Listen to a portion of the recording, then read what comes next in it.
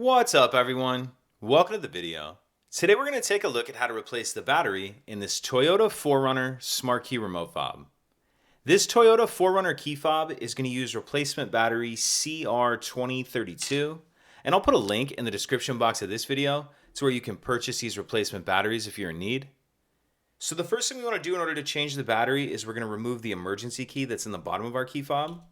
That's done by pressing this release on the bottom that my finger's on, and the emergency key will pull out like that. Now taking a look at that space that emergency key just came out of, you can see right here on the tip of my key, there's a little bit of a notch right there. And then if you notice on this key, there's a little bit of a lip. So what I'm going to do is take my key and I'm going to put it in that notch. I'm going to push it straight in that notch like that. And then I'm just going to twist like I'm opening a lock with a key.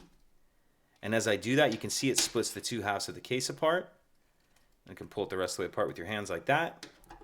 And the circuit board may move around a little bit. That's fine. Just get it back into place and then set it down in there. Because of the shape of it, it can only fit in there one way.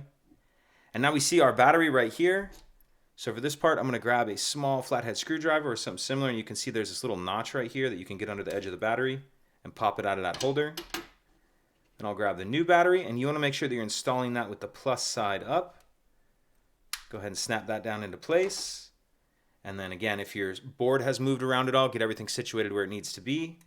And then we can snap the back on, slide our emergency key back in, and that's it.